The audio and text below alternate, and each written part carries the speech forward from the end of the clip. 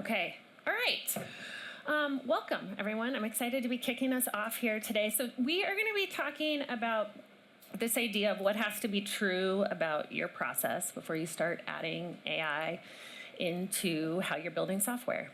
So this basically covers all the buzzwords that are flying around right now. What do we mean by any of this when we talk about future-proofing your process? Really, I just mean what has to be true about your process before we start speeding different parts of your process up. I'm going to be talking about AI specifically in the context of how we use AI for coding, things like Lovable, Cursor, Claude, applying AI in that context and what it might look like for the rest of the work that you're doing.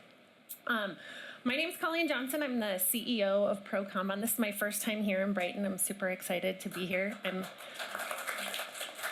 I'm a big fan of all the tie-dye. I'll talk a little bit here about Colorado, but I feel very at home surrounded by tie-dye. Okay, so let's talk about cost. I think when we think about AI, it seems like this thing that's going to help speed everything up. It's going to help save us money. It's going to help save us headcount potentially. But really, as we start to add and scale all of this change to what we're building, what we're delivering, what we're shipping, there's a lot of risk associated with that too. And the cost of getting things wrong is very exponential, right? As we're adding all this change and adding change really quickly, it becomes really important that we're really paying attention to what it is we're shipping and how we're shipping it. Is anybody working in an organization that's using AI now for development? I'm trying to see just a... Yeah, some, maybe like a quarter, I think. I can't quite see all the way to the back, but I would say about a quarter of the hands went up. And when we start to think about this, I think there's still a lot of fear associated with AI being applied to the work that we do. Luckily, I think for now, there's still a lot of human involvement in all of this. And so I think some of the numbers I looked at last week, just trying to pull some ideas of what this is costing for an organization to start adding AI into their software development practices. A lot of the token-based tools, they're saying about anywhere from $300 to $5,000 a developer a year is getting spent right now on that tooling, and they expect those numbers to triple by the end of next year. So the cost of even adding this into your software development process is starting to go up. And that means that we have to really be paying attention to what we're spending it on. Okay, so we're going to talk about three core things here today that I believe are what has to be true about your process before you start to add AI to any part of it.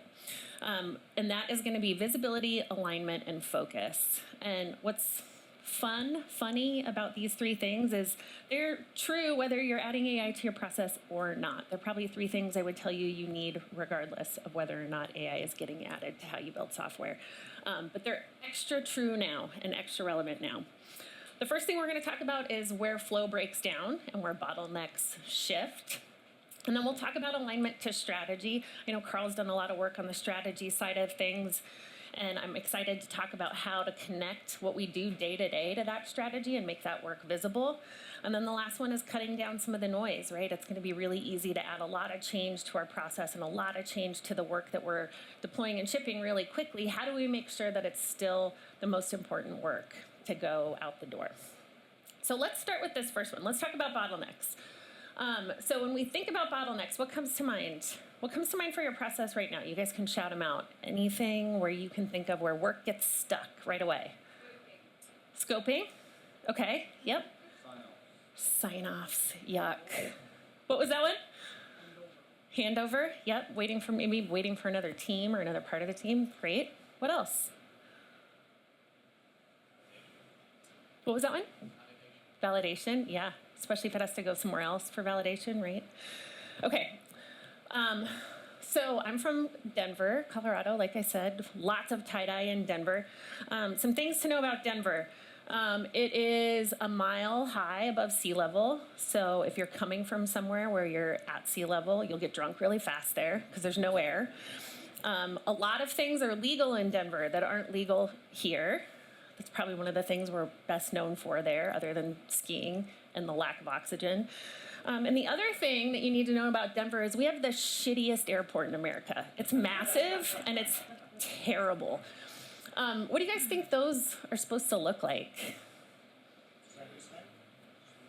it should be a circus tent. I think that's probably the most accurate answer you could give to this question. Did I hear snow peaks? That one I think is pretty common. I've also heard some people think it's supposed to look like teepees for Native American. No one really knows for sure. So some things about Denver's airport. I think last numbers, it's supposed to be the third busiest airport in the US. It's a big international airport. Lots of traffic moves through here. There's also a lot of weird conspiracy theories about the airport. Has anybody flown through Denver? Carl's been there a lot. Carl, you remember this thing? Uh-huh. This greets you as you enter DIA. Okay, so this is actually supposed to be called the Mustang, but locals call it Blucifer because it fell on the sculptor and killed him. Yeah. And this is what you see when you show up to Denver. So lots of weird mysteries around Denver. We'll talk about those at the very end because there's some funny ones. This one's weird and maybe less funny. Oh. But so when we think about Denver, it's a lot of traffic. I think the airport's, I don't know, maybe 20 years old at this point. And it is really notorious for having heinous security lines, like the worst security lines. This is a picture, I think around the holidays of COVID and the security lines. So you can't probably see this super well in the back, so I'm gonna try to point to some of this for you, but you enter DIA through the main terminal right here. And then there's Concourse A, Concourse B, and Concourse C. Pretty straightforward, right? Looks like any other airport map. Except you can't walk there. There's one train that takes you from here to here, all the way out to C, and then back into the main terminal. And so there's been a big investment over the last couple of years in trying to improve these security lines.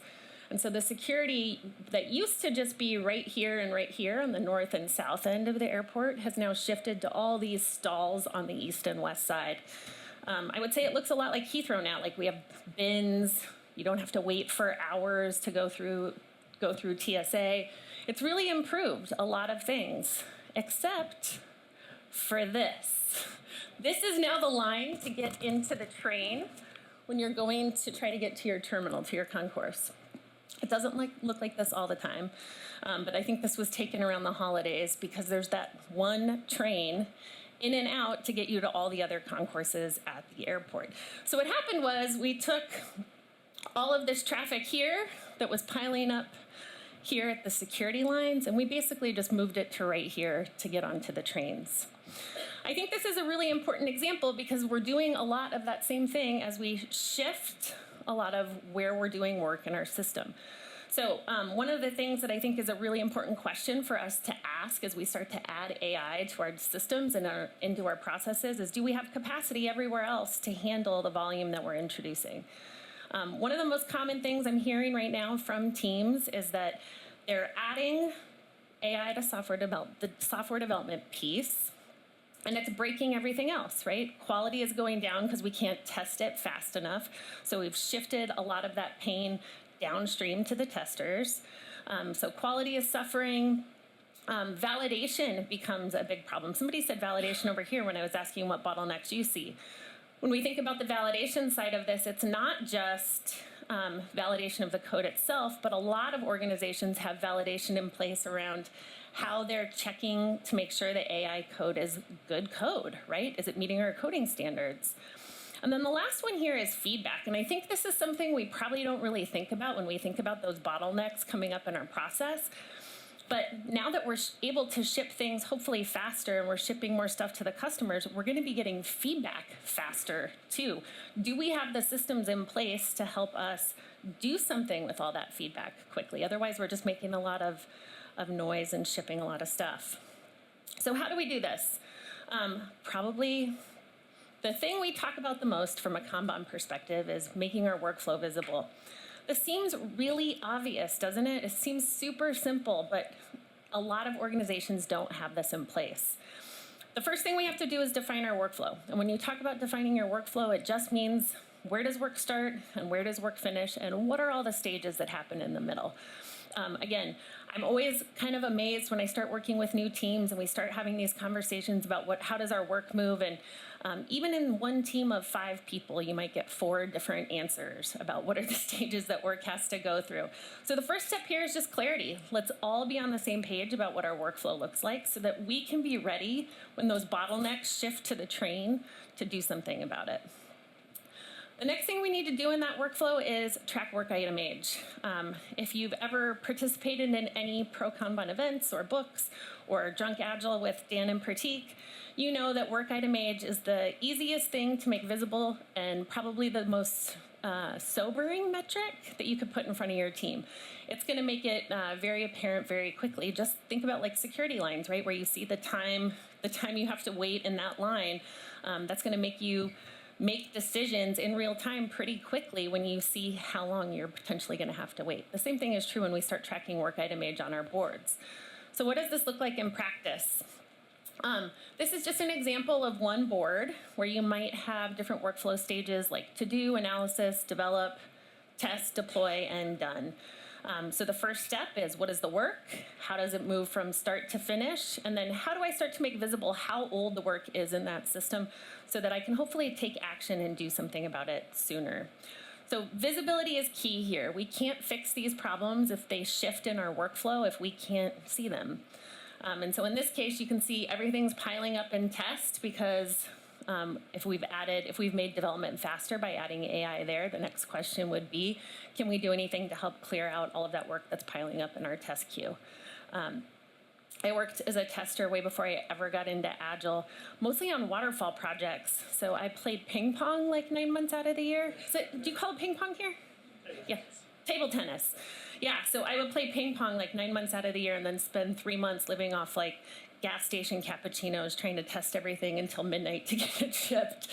And so this is also, when we think about the impact that this has on a team, it's not just about the ebb and flow of work. This is also really stressful on people, right? There's people doing this work still. This can be a really stressful environment to be in when you see this work piling up in different places. It causes us to rush and stress and probably do a less quality job than we would like. So the first step here is visibility into the work, into the workflow, and into the age of your work items. Okay, let's talk about priorities. So the next thing I think that AI has an impact on is our ability to see what's still the most important. If we can make a lot of changes really quickly and we've optimized our process for moving all of that work through at the right pace, the next question is, are we working on the right things? Does anybody else have one of these on? Apple Watch? Where's my Apple Watch people? Not as many as I thought. I feel like we're starting to push back on the whole Apple Watch thing. I see less and less people wearing them. But you've probably heard, do they say 10,000 steps a day here? It's pretty universal. I think it's what comes, out of the box on the watch in terms of the recommendation it makes, right? It's like you have to hit 10,000 steps. And then you're like, I do? Okay, great. I'll get 10,000 steps in. What's probably the most annoying thing your Apple Watch does? For those of you that raised your hand. Stand up. Oh my God. Okay, I didn't ask for this. Did you? Did anybody ask for this? Turns out it's also the most searched for thing to shut off on your watch. Probably no surprise. So even if you're trying to get more steps in, and that's a goal you have, or you're like trying to get your activity tracker to work in your favor here, this might not be the thing that you felt like was important. Same thing is happening to us right now as we scale the amount of work that's moving through our systems. We have to know what's important to know what matters in terms of what we're working on. So the next thing we have to ask is, are we working on the most important things? Are our priorities in line? Can we see that? Is that helping us make decisions in real time? I think, is anybody working in an organization where they're part of defining a strategy? A couple. I see a few hands in the back. So when we think about strategy, so often, and especially in really big corporations, it happens kind of behind closed doors. There's a small group that defines the strategy, and they publish it in a beautiful spreadsheet or a beautiful slide deck that gets put away and sealed off until next year when we open it and go, why didn't we get any of this done? So what becomes really important here, again, is visibility. Can we see the strategic things that we said were important, and are we checking in on those things throughout the year? Once we know what those goals are, we have to be able to map the work to the strategy. And that sounds, again, these sound like really simple things, but they're often really missing from our day-to-day work. I would maybe blame a little bit of tooling here for making this harder than it needs to be, but I think you can actually do some pretty simple things in Jira and other systems to create some visual alignment to those big ticket items in the work that you're doing. I think Jira Align tries to do this for you, not well, but there are other ways to get there. So how do we know if we're working on the right things? And how do we know if the stuff we're working on doesn't map back to strategy? Maybe that's okay. Maybe that's not. That's not a question I can answer, but it's a question you should be asking. Are we working on the most important things? And is this what we said was important when we set that strategy in the first place? So 2 things about strategy that I think are really important. What is it? And does everyone doing the work know it? Again, like I think these things often get published and ignored, and we stop talking about them until we have some kind of calendared review of our strategy to say, how did we do? We need to make this visible. And the more you can make it visible, the more you're going to continue to have that conversation about your work and how it aligns to those strategic outcomes.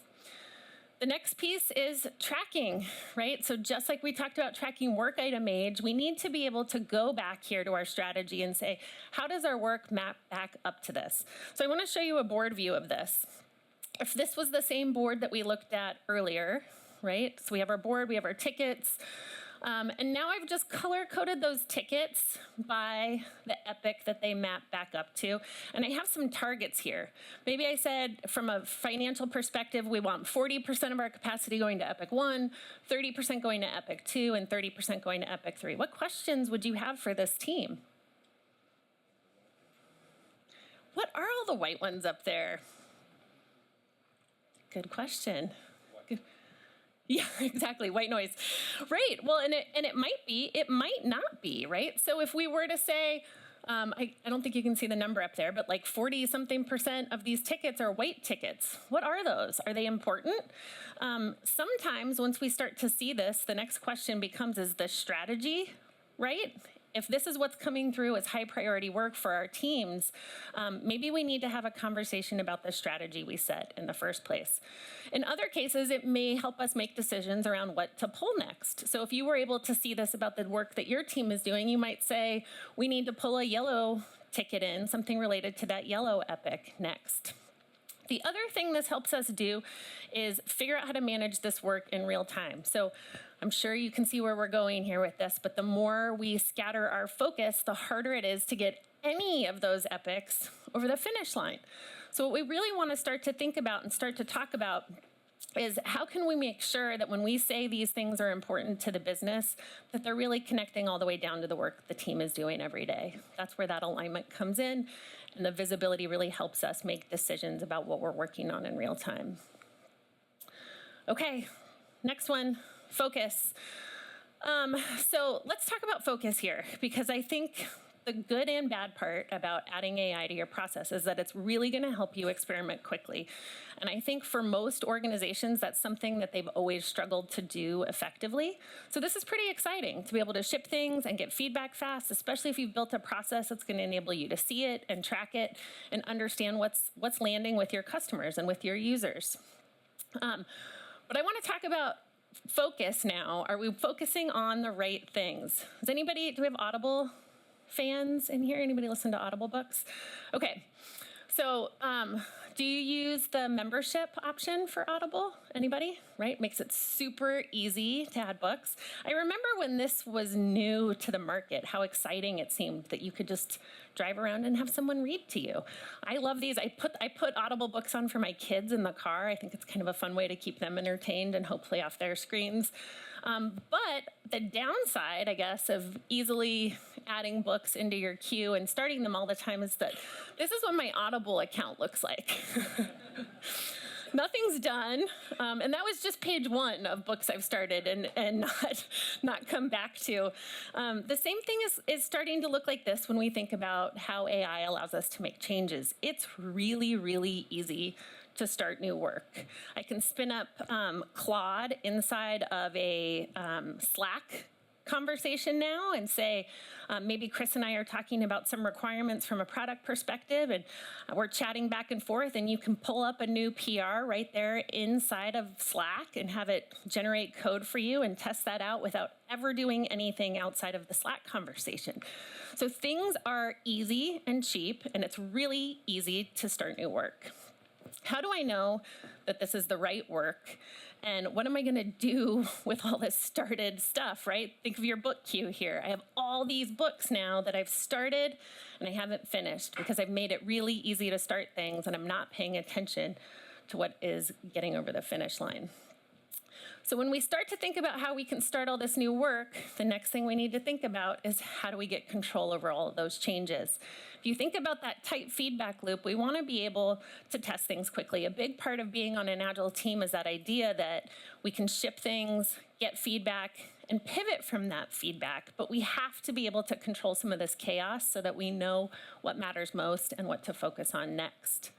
So when we think about focus, I think there's two changes that we need to be ready to make. The first is limiting the amount of work in progress.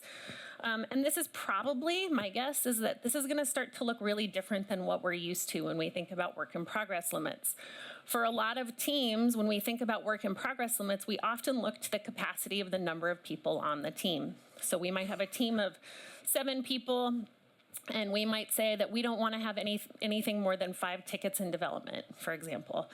But the next question now, if you're using AI to make all these changes, if I'm one developer and I can have 10 different change requests in process at any given time, what's the right amount of change for us as a team? Taking into consideration what we talked about first, right, those bottlenecks shifting. Are there other parts of the system that can't handle that volume of change? Do they align to strategy? But also, are we able to do something with all these changes quickly? The other thing I think we're starting to see with teams that are leveraging AI is the level of work we're tracking is shifting up. So where it used to be that we were tracking user stories and maybe even subtasks across our board or through our planning cycles, a lot of what teams are tracking now are really small features, which I think is a good thing. I don't think that's a bad thing. So we're seeing these small features ship really quickly, but how many features are too many to have in progress at any given time? I think this is an interesting question too to ask outside of your development teams. You know who's going to have opinions? Marketing people. They're going to probably have pretty strong opinions about how fast you're shipping and what you're shipping. Testing, like we said, is a place where bottlenecks tend to shift. That's going to be a place where you're going to want to get feedback on those things. And then really from your product folks to be able to help you understand how are we taking what we're hearing from our customers and having that help us make decisions about what to work on next. So we really want to start to limit the number of changes in process and make sure that we have a manageable system in place for having those conversations. The other thing I think is really interesting about AI work is that there tends to be a lot of governance around this. Is anybody working with that right now? Where you have, I think there's a couple different councils to try to create some control around how AI is writing the code. You can even build out models inside your organization that will help enforce some of those coding and governance standards for you. I think this is probably one of the most overlooked parts of Kanban, and that is policies, workflow policies. These should be clear and part of your team. So if you're restructuring your process to accommodate for AI contributing to how you're writing code or how you're deploying code, you also need to make sure you're revisiting your policies and that everyone's on the same page about what those are, because that's really going to have a pretty important impact on how much work you can handle inside your system. So let's go back to our board view here. Oh, my top got cut off, sorry. So what you can see across the top of these tickets or the workflow stages here is a couple different things. I can see WIP limits now, so I can see the number of tickets per item or the number of tickets per stage of the workflow that I want to have there. So I'm starting to create some pull in the system in a way to balance the capacity that I have to do each of those different phases of work against how much work is there. So in this case, deploy has 1 ticket in it, but a WIP limit of 6. That means I have room for 5 more things there. I might wait to batch my deployment. That might be why that column looks like that. In test, I'm saying I cannot handle more than 3 tickets at a time for my testing stage. That may be because of environment, it may be because of time, it may be because of capacity of the team to do that testing phase. Same thing with development. I'm saying that we have a limit of 3 changes from development and 2 changes in analysis. And then what you see at the top here in those gray boxes are my workflow policies. Workflow policies are a lot like defining your definition of workflow in your stages. It's really almost like a definition of done for every part of your process. This is also another place where once you start talking to a team of 5 people, you'll probably get 5 different answers on what the workflow policies are, especially when it comes down to like who does the deployments, who does the merges, who does all of those pieces. Everybody's probably operating under the assumption that we're all doing it the same way, and in reality, everybody's just doing it slightly different. That's going to have an impact once you're trying to keep tabs on how much work is in the system if we're all doing it in different ways or at different points of the process. So workflow policies become really important here. They also help us with this governance piece. So if there's governance around or validation work that has to take place, even if it's automated, and that's not manual governance, your workflow policies can really help you with understanding where that governance is and what has to be true before work can move forward. All right, so we have 3 things. Does everybody remember what they are? Visibility, alignment, and focus. So let's come back to these. I think my belief is that the companies that we're going to see really thrive in this age of more AI-driven development are the ones that can see, manage, and measure their flow of work. Without that visibility, we're going to continue to add a bunch of stuff into the system and not be able to see where we're pushing bottlenecks or constraints in our workflow. Without being able to track alignment back up to strategy, we may be working on the wrong things or just easily spinning up a bunch of code changes that we can't keep pace with. And without having that focus, we're going to start to see that it's really just easy to have a bunch of pet projects, right? Or just a bunch of ideas, like half-baked ideas out there that we've started and not finished. So here were our steps. If you're looking for places to get started, I realize I'm biased here coming from Pro Kanban, but these don't have to be Kanban-only practices that we're talking about. All of these things can be applied to any different type of workflow. You can use these inside of a Scrum team. You can use these at scale. You could use them in a portfolio. So all of these practices that we're talking about here are things that are really easy to take back and put into practice right away. I think if you take one of everything up here, take work item age. Of course, it's going to be the thing that's going to tell you the most quickly if you have things that you've started and not finished. And like I said, it's the one metric you can put in front of everybody that gets their attention really fast. A lot of teams and a lot of times once we start talking about scaling these practices up at the portfolio level, that work item age one is the one that really gets executives panicked. Maybe in a good way, right? Okay, so all of this, our goal here is to make sure that we're not letting AI become a liability for how we're working. So we talked about those bottlenecks and making sure that we can see them so we can do something about them, making sure that your efforts align to your strategy and that you are making sure that you're trying to eliminate distractions and focus on what's the most important as it moves through your system. And I have to come back to this airport thing. You guys don't understand. Okay, so the airport also really embraced all of these weird conspiracy theories, but I thought there were a couple that were worth talking about just in case you ever pass through Denver. Some people think that there's lizard people that live in the tunnels underneath the airport. So these are all from the actual airport advertisements. So they've got the demon horse, the lizard people. There was some theories that maybe there was some Illuminati involvement or New World Order in the construction of the airport. This was an article from The Guardian talking about all the crazy theories. They even had an exhibit at the Art Museum in Denver looking at all of this stuff. Somebody said they found alien skulls when they dug out the tunnels for the baggage setup. Anyway, I thought it would be worth just pointing out here that when we think about how quickly things move and how quickly things happen, how quickly things go off the rails, right? None of this is really true, although the guy did die building the horse. But I think it's really important that we understand where we're going and what we're doing and how it all aligns. So that's everything I have for you. Before we open it up for questions, if anyone's interested in joining our conversation with the Pro Kanban community on Slack, this QR code will take you straight to our Slack community. There's thousands of people there who love to nerd out about flow. And if you have questions and would like to engage with us in that community, this is a quick way to join. And if you're interested in talking more about any of the concepts we talked about here or how to pull metrics from your system to help identify where these bottlenecks may be popping up, you can learn more at prokanban.org.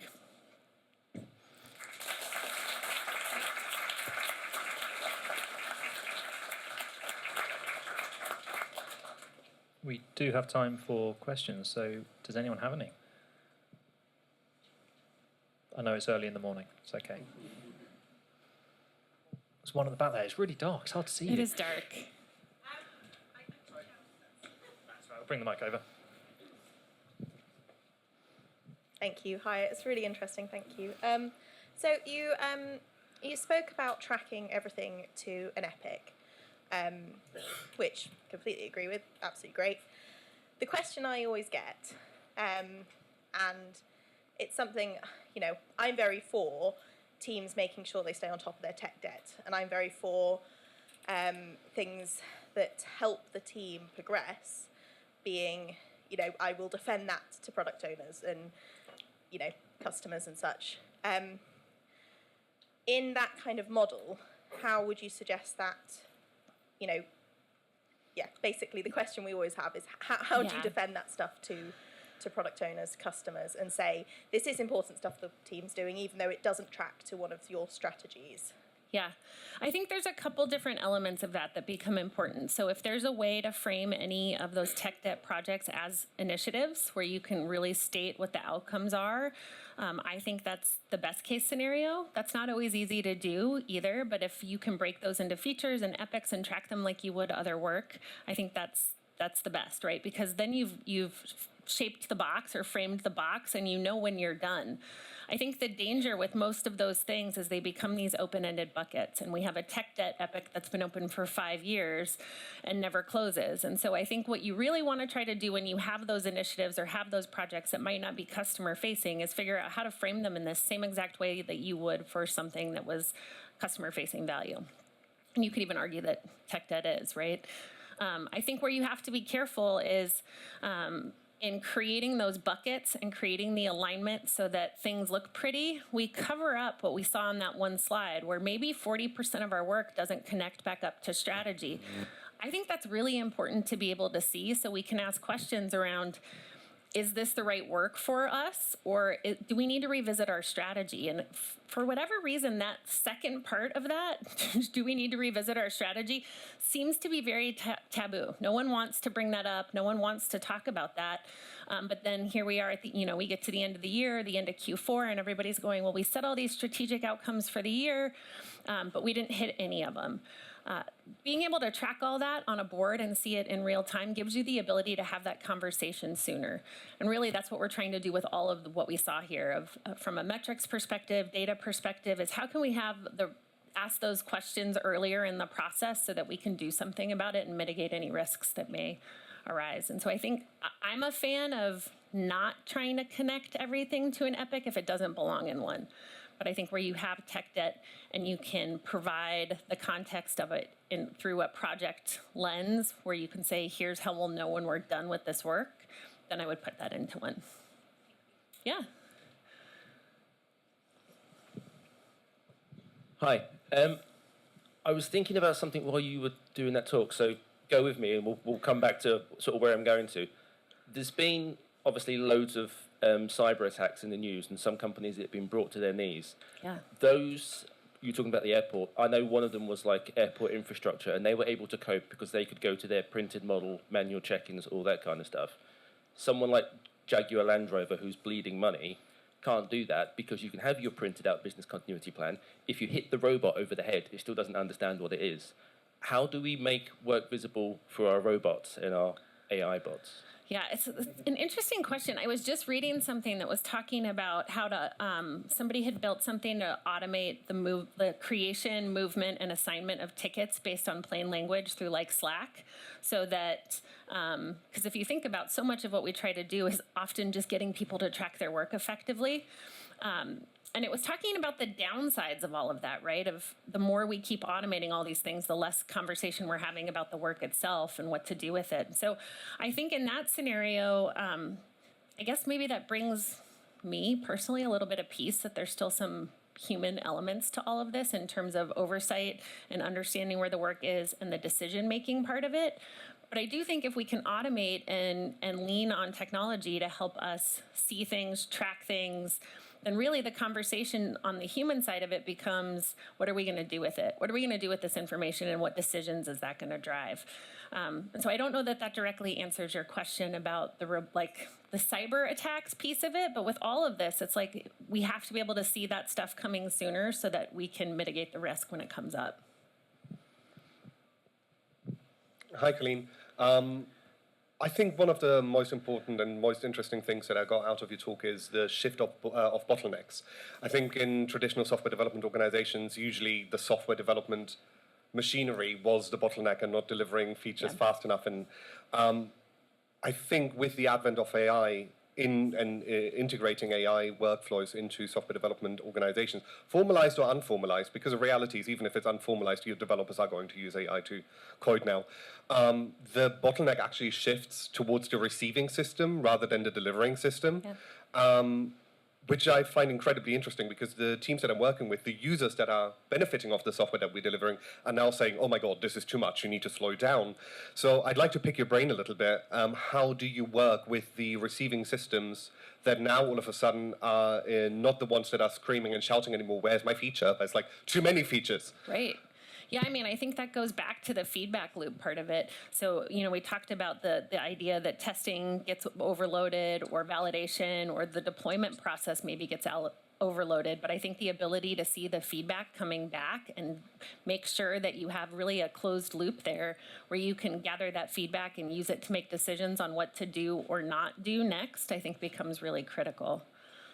And I think that's where, for a lot of organizations, whether it's team or portfolio level that we're talking about, it's like once we ship it, we stop talking about it. And so I think if you can visualize that in your definition of workflow, where you have a stage maybe after deployment for your features or your epics, where you say, we're going to keep things here until we get feedback on what the customers like or don't like or want to change, or is this too much? That's going to help drive out some of those conversations before it becomes too big of a problem. And that could be WIP limited too.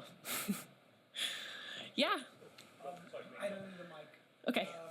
So you talk about strategy, and we know that, especially in big corporations, big bananas, right, make quick decisions, right?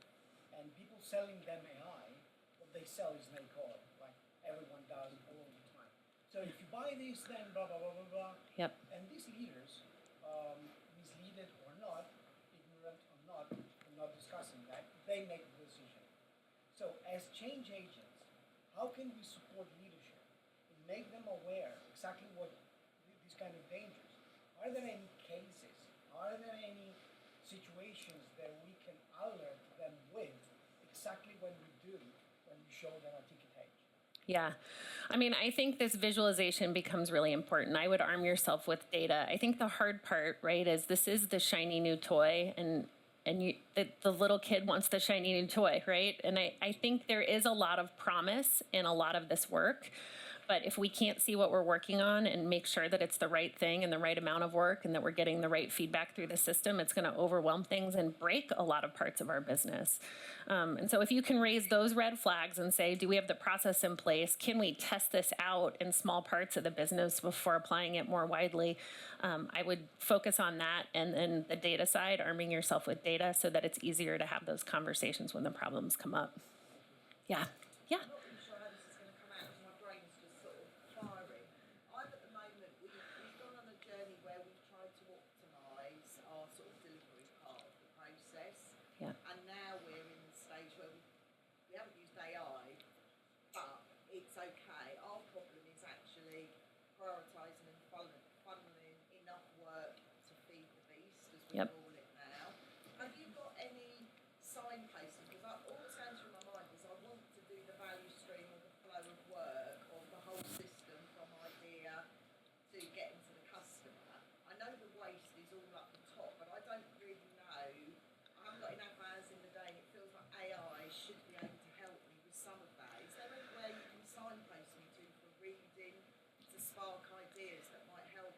Yeah, I would. So I think what we were talking about with Claude and some of the tools, I think we're going to see a big shift away from writing user stories at all. It's all going to become kind of small feature based with even less requirement definition up front for that exact reason.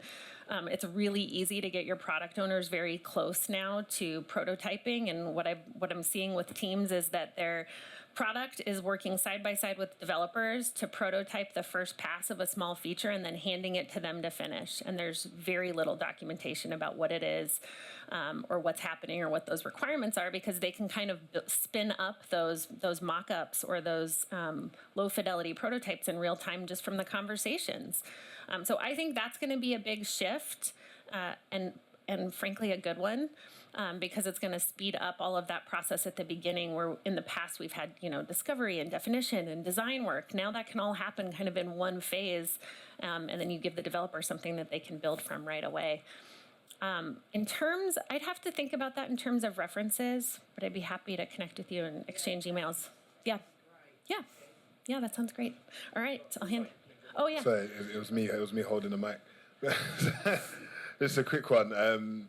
You made a comment earlier which interested me, the one about you wouldn't link certain PBIs to epics. I was wondering what PBIs you're referring to and why, and in turn how you would track them in that. Jira actually I don't know if it's still in there, they used to have like an orphan stories report that would pull all of the things that are not connected back up to an epic or a feature, depending on your hierarchy. So it gives you a really clear report of what's not linked. I'm a fan of those because it makes it really simple, but if you can also come up with visualization on the cards so that you can see them. The downside in all those reports is a lot of times we're not looking at them until the work is done. And so if we're trying to manage all of this in real time so that we can make better decisions about the work we're pulling in or the work we're delivering, you need to be able to see it on your active board, and you need to be able to see it when you're deciding what to work on next. And so Jira will allow you to customize some of the cards on there too, so you could make the feature or the epic visible, but just as important, I would not link the ones that don't have one, so you can see that too. We were talking about tech debt work, and I think if, and even I see a lot of teams that have one-off stories that may come through that don't connect back up to an epic. I mean, I think anything that's not part of a bigger chunk of work or a bigger milestone may come through as an individual PBI, but I do also think that a lot of the tracking that we're doing is going to continue to shift up to the point where a lot of those smaller items never even make it into our systems anymore. Yeah. Thank you.